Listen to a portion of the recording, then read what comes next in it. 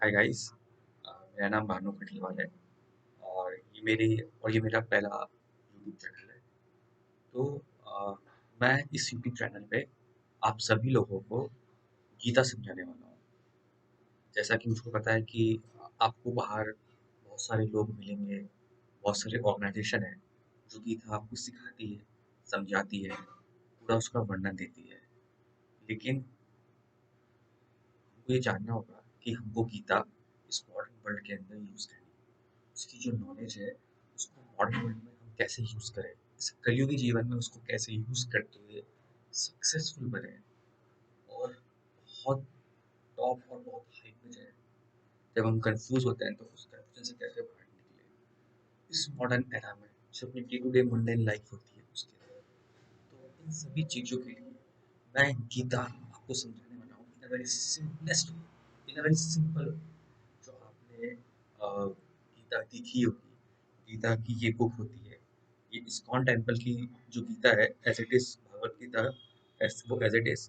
तो मैं आपको श्लोक टू श्लोक आपको उसका मतलब समझाने वाला हूँ और इस पूरी गीता का वर्णन देने वाला हूँ। इस गीता की नॉलेज और इस गीता की बुक को आप कैसे अपने जिंदगी में अप्लाई कर सकते हैं, कैसे इसको सीख सकते हैं।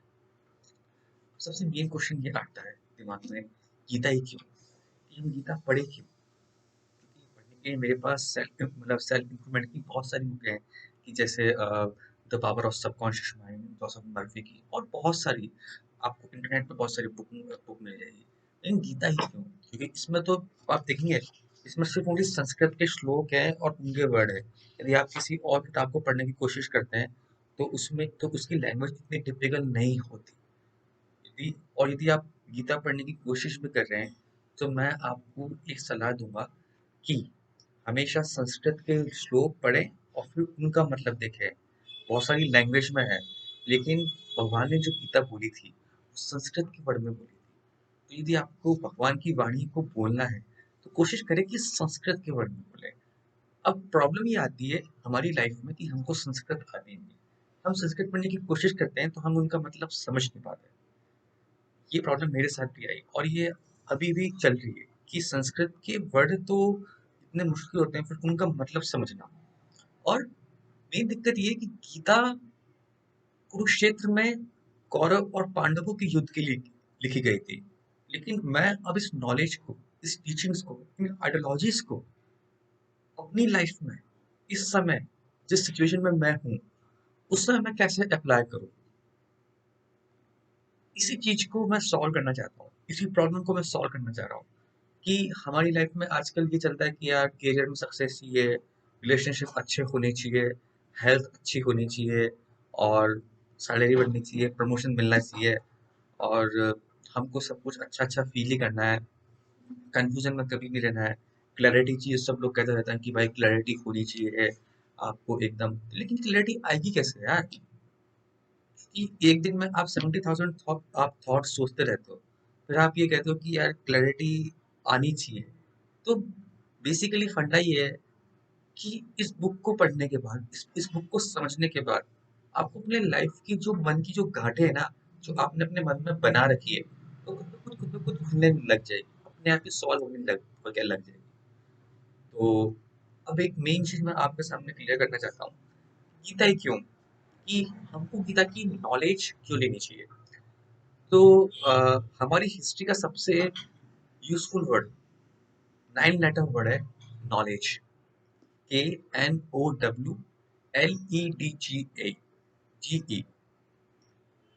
तो नॉलेज दो तरीके से पाई जाती है, एक तो पराविद्या और एक अपराविद्या। अपराविद्या वो होती है जो हम कॉलेजेस, यूनिवर्सिटी, स्कूल में सीखते हैं। हमारी एकेडमिक जो नॉलेज होती है, एजुकेशन होती है, उसको बोलते हैं अपराविद्या। और वो अपराविद्या आपको एक लिविंग देती है। और एक होती है पराविद्या, यानी गीता, जो आपको एक लाइफ देती है। तो लिविंग और लाइफ दोनों के बीच में बहुत बड़ा डिफरेंस है। जिसको जिस इंसान ने अपराविद्या और पराविद्या दोनों को समझ लिया है वो इंसान जीनियस बन जाता है। शायद मैं सही कह रहा हूँ।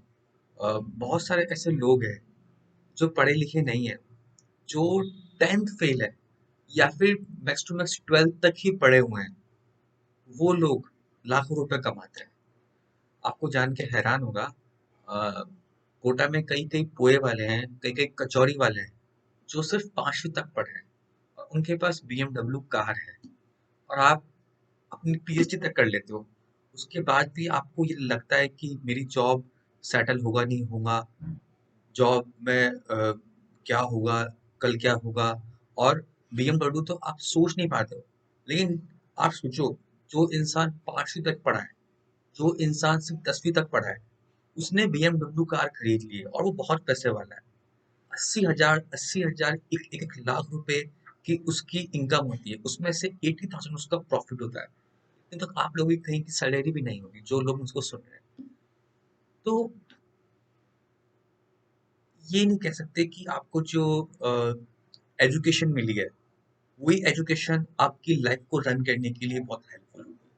आपको सीखना होगा, और वो जो सारी नॉलेज है एक लाइफ की, वो सिर्फ एक ही बुक में कंक्लूडेड है, वो है Bhagavatam Gita as it is.